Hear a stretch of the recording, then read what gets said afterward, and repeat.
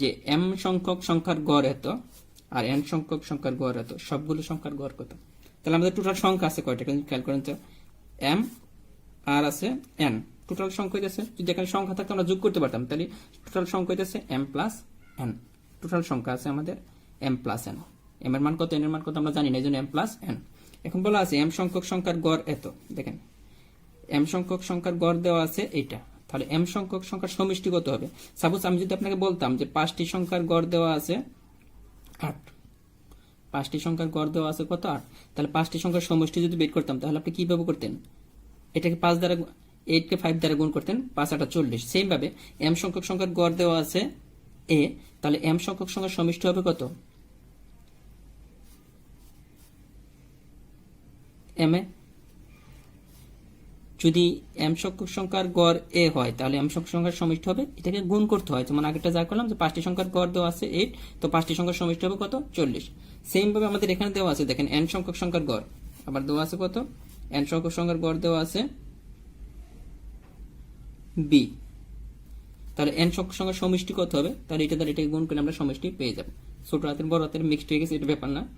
তো এখন আমাদের বলছে যে আমরা দেখেন টোটাল গড় পেলাম কত, এন সংখ্যক সংখ্যার এম সংখ্যক সংখ্যার গড় পেলাম এম এ, আর এন সংখ্যক সংখ্যার গড় পেলাম এন বি।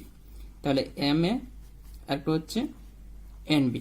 আমাদের বলছে টোটাল সংখ্যার গড় কত, তাহলে আমরা টোটাল সংখ্যার গড় বের করতে হলে এই নম্বর দুইটা যোগ করে দিলাম। তাহলে আমরা জানি গড় বের করতে হলে কি, যে কয়টা সংখ্যা আমরা যোগ করব ঠিক কয়টা সংখ্যা যোগ করছি ওই সংখ্যা দিয়ে ভাগ করব। তো আমাদের টোটাল সংখ্যা এখানে কত, দেখেন M R N, M plus N, তাহলে এম প্লাস এন দিয়ে আপনি ভাগ করে দিন। এখানে ছোট হাতের লিখছে, আসলে সবগুলো বড় হাতেরই হবে।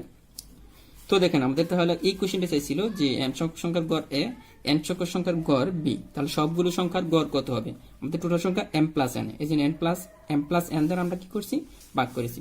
তো এই যে এটা হবে অ্যান্সার। তো আপনারা এটা যদি বুঝে থাকেন তাহলে গড়ের অঙ্কগুলো খুবই ইজি লাগবে। সরি, অ্যান্সার কিন্তু হবে যে এম প্লাস এন যেখানে আছে নিচে, দেখেন এটার মধ্যে কিন্তু এম প্লাস এন, এখানে ঠিক আছে এম প্লাস বি এন, নিচে কিন্তু এ প্লাস বি আছে, আমাদের কিন্তু এ প্লাস বি না হয়ে হবে কোনটা, M plus B N by M plus N. নিচে আমাদের এই দেখেন আমরা যেটা সমাধান করে বের করছি, এটা এম আর বি এন, নিচে হচ্ছে এম প্লাস এন। আশা করি বুঝতে পারছেন।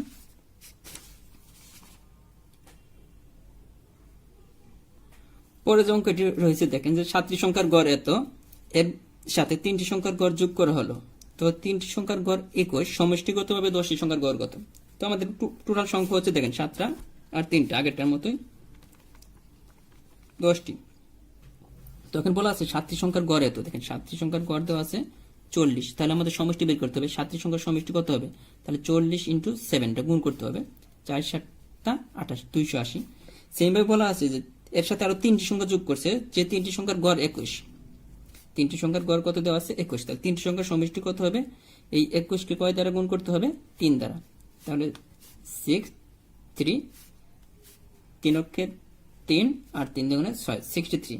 এখন বলছি সবগুলা সংখ্যার গড় কত, তাহলে কি এই দুইটা যোগ করে টোটাল আমাদের সংখ্যা কয়টা 10টা, 10 দ্বারা ভাগ করতে হবে। তাহলে 280 যোগ 63 নিচে হচ্ছে 10।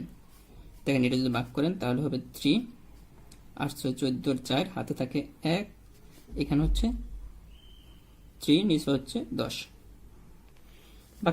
ভাগ করলে কত হবে দেখেন, 10 দ্বারা এটাকে যদি ভাগ করেন তাহলে হবে 34.3। এটা কিভাবে হলো, যে কয়টা শূন্য থাকবে নিচে 1 লেখা, যদি শূন্য যে কয়টা থাকবে ঠিক তত গড় পরে দশমিক হবে, 1 এর পরে শূন্য যে কয়টা থাকবে, যদি এটা কিন্তু 1 থাকতে হবে, 1 যদি থাকে আর সাথে শূন্য থাকলে, একটা শূন্য থাকলে 1 গড় পরে দশমিক, দুইটা শূন্য থাকলে 2 গড় পরে দশমিক হবে, যেহেতু আমাদের একটা শূন্য ছিল এই জন্য 1 গড় পরে দশমিক হয়েছে। পরে যে আছে দেখেন যে 10টি সংখ্যার যোগফল 462, তো প্রথম 4টি সংখ্যার গড় দেওয়া আছে 52 এবং শেষ 5টি সংখ্যার গড় 38। পঞ্চম সংখ্যাটি কত, দেখেন টোটাল আছে সংখ্যা আছে আমাদের 10টি, 10টির মধ্যে আমাদের দেওয়া আছে কি প্রথম 4টির গড় 52 দেওয়া আছে, প্রথম 4টার গড় আর কি, প্রথম 4টির গড় দেওয়া আছে 52, আর বলা আছে শেষ 5টির গড়, শেষের যে 5টি সংখ্যা তাদের গড় দেওয়া আছে কত 38। এখন খেয়াল করেন দেখেন প্রথম 4টি আর শেষ 5টি, তার মানে আমাদের পঞ্চম দেখেন শেষ 5টি দেওয়া আছে, তার পঞ্চম সংখ্যাটি দেখেন এখানে 4 আর 5, দেখেন 4 আর 5 কত হচ্ছে 9টি, বাট আমাদের সংখ্যা ছিল কয়টা 10টি। তাহলে দেখেন এই 10টি সংখ্যা থেকে যদি 9টি সংখ্যার গড় বাদ দিই তাহলে কিন্তু পঞ্চম সংখ্যাটি পাওয়া যাবে অবশ্যই। মানে একটা সংখ্যা বাদ থাকে, আর একটা সংখ্যাটি হইতেছে কত, পঞ্চম সংখ্যাটি। তো এটা করার জন্য দেখেন চারটি সংখ্যার গড় দেওয়া আছে 52, তাহলে চারটি সংখ্যার সমষ্টি বের হবে। সমষ্টি বের করতে হলে সবসময় কি করতে হয়, গুণ করতে হয়। দেখেন 4 দ্বিগুণে 8, 5 8, 4 5 কত 20। আর এখানে পাঁচটি সংখ্যার গড় দেওয়া আছে 38, তাহলে পাঁচটি সংখ্যার সমষ্টি হবে, জাস্ট গুণ করলে হয়ে যাবে। তো 5 দ্বারা গুণ করেন, 5 8 40 শূন্য, হাতে থাকে 4, 3 4 12, আর 4 কত 16, সরি 3 5 15, 15 আর 4 19, সরি 5 8 40 শূন্য, 3 5 15 আর 4 19, তাহলে 190। তাহলে দেখেন চারটি আর পাঁচটি টোটাল সংখ্যা হইতেছে কয়টি, 9টি সংখ্যার গড় আর কি, সমষ্টি আর কি। 9টি সংখ্যার সমষ্টি কত হচ্ছে 8 9 3, তার মানে 398। কিন্তু আমাদের চারটি সংখ্যার দেখেন সমষ্টি দেওয়া ছিল কত, 10টি সংখ্যার যোগফল দেওয়া ছিল 462, এটা কিন্তু 10টি সংখ্যার যোগফল। 9টি সংখ্যার যোগফল কত পেলাম, 398। তাহলে 9টি সংখ্যার যোগফল যদি আমরা বাদ দিই তাহলে কি একটা সংখ্যা বাদ আছে, তো এটি আমাদের বের করতে বলছে। দেখেন 4 8 আছে, 12 হবে 4 হলে, হাতে থাকে 1 10 16, তার মানে আমাদের কত বের হলো 64। তো আমাদের অ্যান্সারটাও কিন্তু এই যে 64, দেখেন এখানেও কিন্তু খুব সুন্দর করে দেওয়া আছে আমাদের বইটার মধ্যে। প্রথম 4টি সংখ্যার গড় 52, প্রথম 4টি সংখ্যা আর সমষ্টি, তাহলে দেখেন এটা গুণ করা হয়েছে। সেম ভাবে শেষ 5টি সংখ্যার গড় এত, এটা তো পঞ্চম সংখ্যাটি হবে 462, মানে ওই দুটো যোগ করে দিচ্ছি আমি, যেটা ভেঙে ভেঙে দেখেছি এখানে ডিরেক্ট কত 208 প্লাস 190, তো 64। পরে যে অঙ্কটা আছে দেখেন যে 1 হতে 49 পর্যন্ত ক্রমিক সংখ্যাগুলোর গড় কত। এখানে 1 হতে 49 বলতে পারে, 1 হতে 50 বলতে পারে, 1 হতে 100 বলতে পারে, যাই বলুক এইগুলো নর্মালি যদি আপনি করতে চান তাহলে কি 1 হতে 49 পর্যন্ত সংখ্যাগুলো লিখতে হবে, তারপর যোগ করতে হবে, তারপর 49 দ্বারা ভাগ করতে হবে। আসলে পরীক্ষা হলে এত কঠিন করে মিলানোর কিছু নেই। তো এইগুলো করতে হলে সহজ একটা নিয়ম হচ্ছে 1 হতে 49, শেষের যে সংখ্যাটা আছে ওইটা লিখবেন যদি গড় বের করতে বলে, তার সাথে 1 যোগ করে 2 দ্বারা ভাগ করে দেবেন, অ্যান্সার চলে আসবে। শেষের যে সংখ্যা থাকবে ওইটা দেখেন এখানে কত 50/2 সমান হচ্ছে কত 25। দেখেন এই যে শেষ পদ প্লাস 1, মানে যে শেষ যেটা থাকবে ভাগ 2, 49 প্লাস 1 ভাগ 2 সমান সমান 25। অ্যান্সার কিন্তু চলে আসছে। এগুলো কিন্তু পরীক্ষায় আসে, রিটেন আসে না, বাট প্লিতে আসে এগুলা। এজন্যই বলেছি যে আমাদের বইয়ের অঙ্কগুলো যারা সবগুলো অঙ্ক প্র্যাকটিস করবে বা আমাদের ভিডিওগুলো যারা দেখবে তারা অনেক অঙ্ক পরীক্ষা যে আসছে যেগুলা তারা কোশ্চেন দেখে অ্যান্সার বলে দিতে পারবে। এই সমস্ত অঙ্ক আসলে করা লাগে না, এগুলো কোশ্চেন দেখে অ্যান্সার বলে দেওয়া যায়। যেমন এটা দেখেন, এত তো দ্বারাটির সংখ্যাগুলো গড় কত, গড় বের করতে কি বলছি, শেষের যে সংখ্যা থাকবে ওটার সাথে 1 যোগ করে 2 দ্বারা ভাগ করবেন। দেখেন 81, 81 সাথে 1 যোগ করে হবে 82, 82 কে 2 দ্বারা ভাগ করলে 41, কিন্তু অ্যান্সার কিন্তু চলে আসে 41। দেখেন মুখোমুখি করা যায়। তো এই কাজটাই করছে গড় 81 প্লাস 1 ভাগ 2, তো 82/2 সমান 41। অ্যান্সার কিন্তু এটা। এগুলো অঙ্ক করতে হয় না, পরীক্ষা হলে এমনিতেই করতে পারবেন। পরে যে অঙ্কটা আছে দেখেন একই অঙ্ক, যে 1 হতে 20 পর্যন্ত বিজোড় সংখ্যাগুলোর গড় কত। দেখেন 20 পর্যন্ত বিজোড় সংখ্যা, 1 থেকে 20 মাঝে যে কটা বিজোড় সংখ্যা আছে তাদের কি চাইছে, গড় চাইছে। তো দেখেন 20 নম্বর সংখ্যাটা কিন্তু বিজোড় না, এটা কিন্তু জোড়। তো আমরা দেখবো যে 20 আগ পর্যন্ত জোড় সংখ্যা কোনটা, 20 চেয়ে ছোট জোড় সংখ্যা কোনটা, 19। 20 আগে মানে 20 চেয়ে ছোট জোড় সংখ্যা কোনটা, 19। তাহলে আমরা সর্বোচ্চ জোড় সংখ্যা 1 থেকে 20 পর্যন্ত সর্বোচ্চ জোড় সংখ্যা কত পাইতেছি, 19। কিভাবে পাইতেছি দেখেন, মানে বিজোড় সংখ্যা, বিজোড় সংখ্যা 19। তো 19 সাথে দেখেন আমরা কি বলছিলাম, শেষে যে সংখ্যাটা থাকবে ওইটার সাথে 1 যোগ করে 2 দ্বারা ভাগ করবেন, তাহলে 19 প্লাস 1 ভাগ 2, তাহলে কত হবে 20/2 সমান 10। অনেক হয়তো এটা বুঝতেন না যে এখানে 19 কেন লিখলো, কারণ এতে 20 জোড় না, এর আগেই মানে এর আগে জোড় সংখ্যা বিজোড় সংখ্যা কোনটা, 20 আমাদের বলছে বিজোড় সংখ্যা আর কি। 20 যেহেতু জোড় সংখ্যা নিলে তো হবে না, এই জন্য 20 আগে বিজোড় সংখ্যা কোনটা ওইটা খুঁজে বের করছি 19।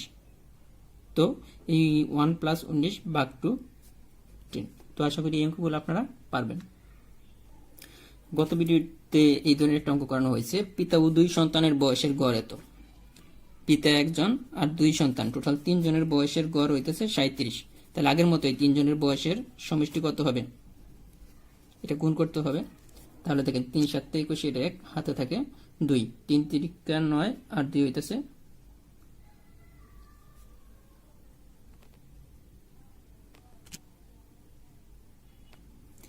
11। তো আমরা পেয়ে গেলাম কত? 111 পিতা আর 2 সন্তানের বয়সের গড়। তারপর বলছে পিতা মাতা ও 2 সন্তানের বয়সের গড়। তাহলে এখানে দেখেন পিতা একজন, মা একজন আর 2 সন্তান, টোটাল 4 জনের বয়সের গড় হইতেছে 36। তো 4 জনের বয়সের সমষ্টি কত বের করবেন? জাস্ট এটা গুণ করে দিলে সমষ্টি বের হয়ে যাবে।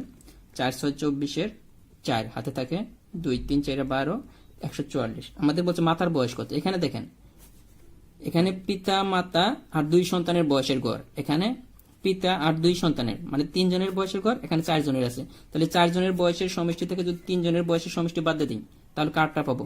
উপরে প্রথমে দেখেন পিতা আর 2 সন্তান ছিল, মাতা ছিল না, তাহলে মায়ের আমরা পেয়ে যাব।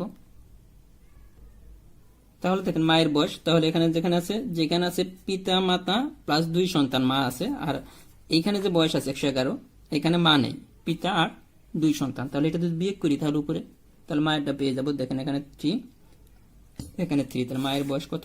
33 বছর।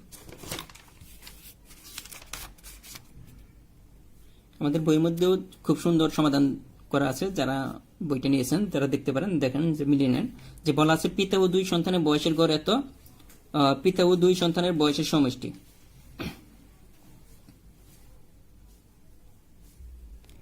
এখানে একটু ভুল আছে, দেখেন পিতা ও 2 সন্তানের বয়সের সমষ্টি, এখানে 2 না হয়ে এখানে 3 হয়ে যাবে, আর 3 হইলে কিন্তু গুণফলটা চেঞ্জ হয়ে যাবে। এটা যাদের কাছে বইটা আছে একটু দেখে নেন।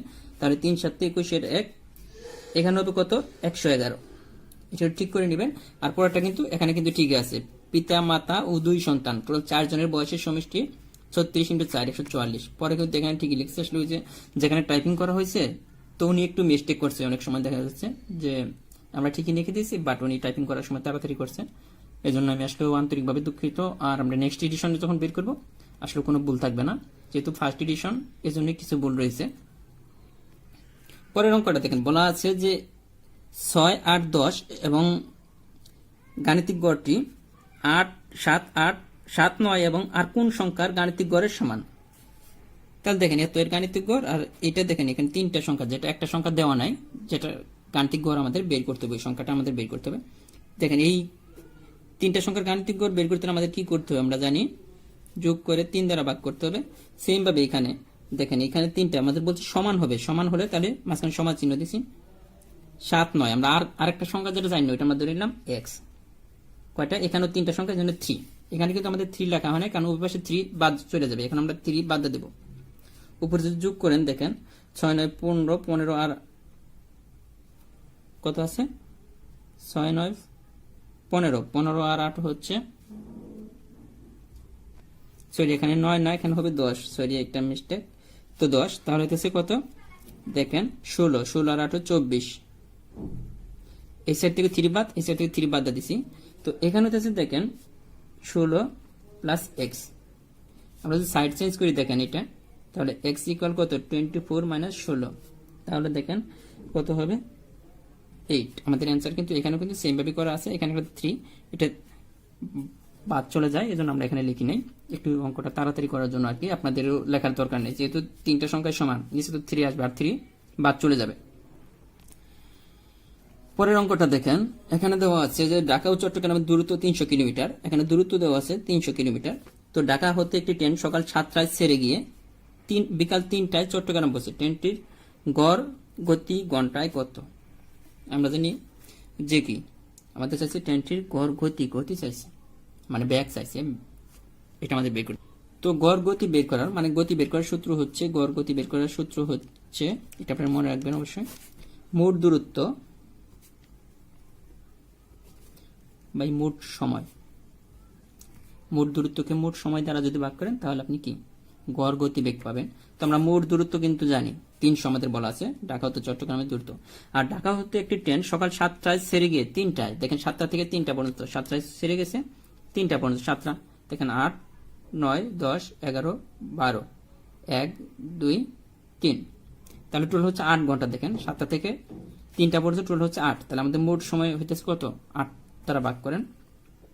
তো এটা যদি ভাগ করেন দেখেন 3 8 24 থাকে, 3 8 24 বিয়োগ করে থাকে 6, 0 হয় 60, 60কে যদি 8 দ্বারা ভাগ করেন 7 8 56, এখানে কিন্তু যায় না, 0 হয় 7 8 56, তারপরে থাকে আমাদের 7 8 56 ছিল, 56 পরে দেখেন থাকে 60 থেকে 56 বিয়োগ করলে 4, তাহলে 5 8 40। তো আপনারা নর্মালি ভাগ করে নেবেন, এভাবে হয়তো অনেক কাছে জটিল লাগতে পারে। নর্মালি কিভাবে ভাগ করবেন, যে 300 ভাগ 8 যা আসে, এটা কিন্তু আমাদের অ্যান্সার। যে কোনো গতি মানে গতি বের করতে হলে আমাদের কি মোট যে দূরত্ব ওইটাকে কি মোট সময় দিয়ে ভাগ করতে হবে। পরে যে অঙ্কটা আছে দেখেন যে আমাদের বলা আছে যে 20,740 সংখ্যক সৈন্যকে বর্গাকার সাজা থেকে 4 জন অতিরিক্ত হয়, তো প্রতি সারিতে সৈন্য সংখ্যা কত? তো বর্গাকার সাজাতে গিয়ে দেখেন 20,000 কত 740 জনকে সাজাতে গিয়ে দেখলো 4 জন অবশিষ্ট হয়, তাহলে আমরা 4 আমরা আগে বিয়োগ করে দিই অবশিষ্ট জন। তো প্রতি সারিতে সৈন্য সংখ্যা কত জন আমরা বের করতে বলছে। তো এটা যদি বিয়োগ করেন দেখেন 63720, তার মানে 20,736 তাদেরকে বর্গাকারে সাজানো যায়। বর্গাকারে সাজাতে গেলে এদেরকে উপরে একটা বর্গ চিহ্ন দিয়ে দেন, এটা তখন এটার বর্গমূল বের করলে যা হবে ওইটাই আমাদের অ্যান্সার। কিন্তু আসেন এটা আমরা একটা টেকনিক করব। দেখেন এটা কিন্তু একটা কি হবে বর্গমূল মানে কি দেখেন 36 এর বর্গমূল কত 6, কিভাবে আসে দেখেন 36 মানে 36কে 6 × 6 দুইটা ভাগে ভাগ করলে কি মানে হইতেছে 6 স্কয়ার মানে দুইটা 6, তার মানে একটা 6 চলে আসে, রুট আর স্কয়ার কাটা যায়। সেম ভাবে যদি বলি যে 4 এর বর্গমূল কত 2, কিভাবে করতেন 2 × 2। সেম ভাবে এখানে এমন একটা সংখ্যা আসবে যেটাকে ওই সংখ্যা দিয়ে গুণ করলে এই 20,736 হবে। সাপোজ আমাদের অপশনে আছে, আমরা অপশন থেকে এটা করে ফেলবো, কারণ এটা নর্মালি করতে গেলে অনেক টাইম লাগবে।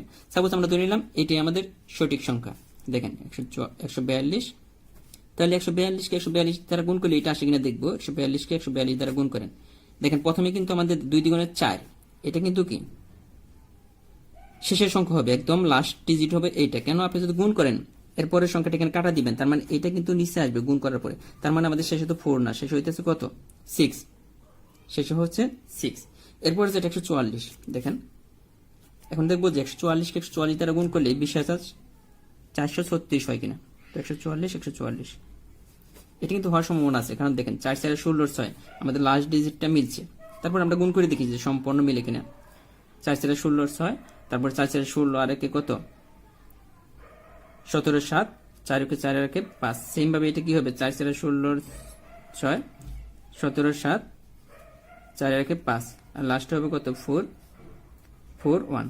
এখন দেখেন আপনি সবকিছু যদি আমরা ই করে দেখেন 7 13 3, এখানে হচ্ছে কত হাতে 1 আছে আমাদের 6 13 17 7 তো 0 2, তার মানে 20,700 দেখেন 20,736। আমরা এইভাবে আমরা অঙ্কটা চাইলে এইভাবে করে নিতে পারি, মানে এটাই আপনার হবে পরীক্ষা হলে কিন্তু এই ধরনের অঙ্কটা বারবার আসে, কারণ হচ্ছে অনেকে বর্গমূল বের করতে পারবেন না, এত বড় সংখ্যার বর্গমূল অনেকে বের করতে পারবে না, এই জন্য দিয়ে দেয় অঙ্কটা। কিন্তু আমি যে টেকনিক দেখালাম আপনার 4 বিয়োগ করার পর কি দেখবেন যে কোন সংখ্যাটাকে ওই সংখ্যা দ্বারা গুণ করলে এই বিয়োগ ফলের সমান হইতেছে, ওইটাই হবে অ্যান্সার।